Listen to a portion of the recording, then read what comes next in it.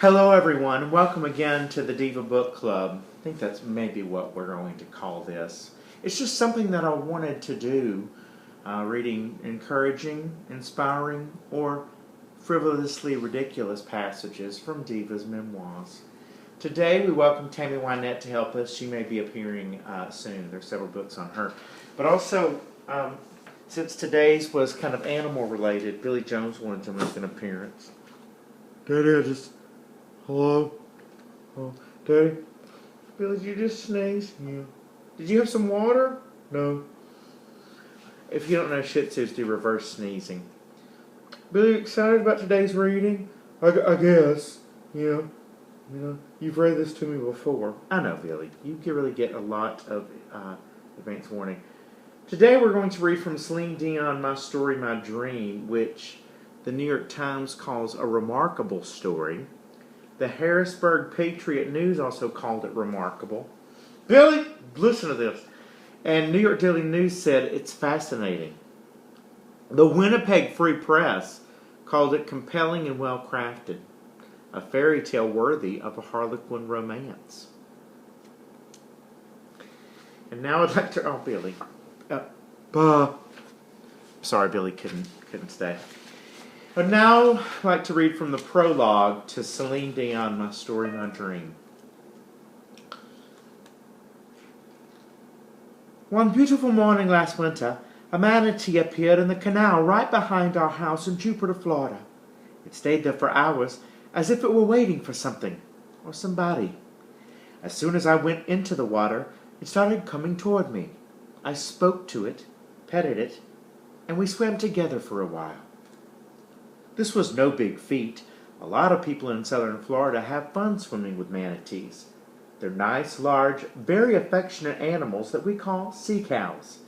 People say they come from the legend of the sirens because of the very sweet and unsettling sound they make. Do you notice? Celine understands the complexities of sounds. Sweet, very sweet and unsettling.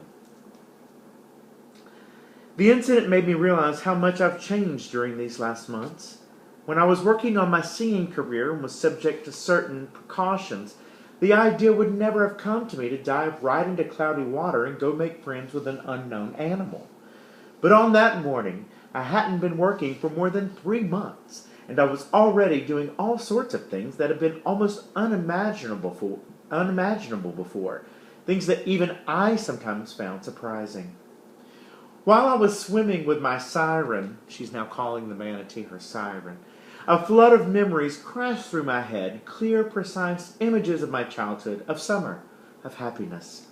I was 8, 9, 10 years old. I was on a picnic with my brothers and sisters in the Laurentides, or in Le Nord, just north of Montreal. There were farms, a lot of animals, planted fields, woods, a river, horses that my sisters and I rode. I saw all of it again so clearly. I saw myself climbing trees, swimming in the river, walking in the woods, and I was saying to whoever would hear me say that one day I'd buy a horse as soon as I earned my first money as a singer.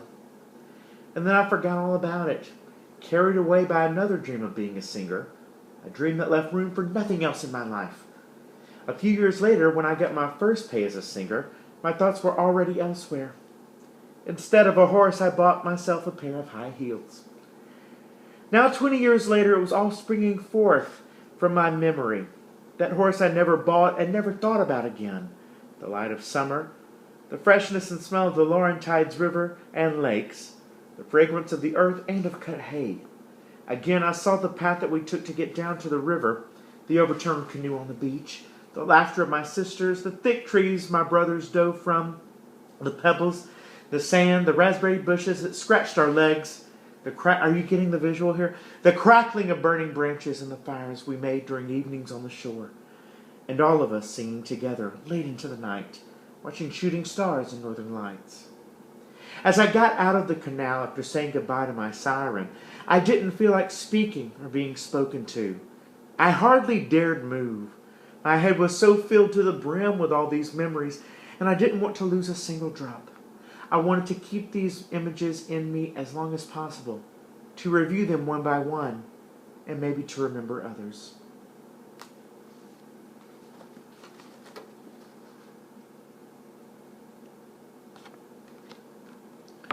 I hope that tides you over as we wait for Celine's new album, Water into Flame.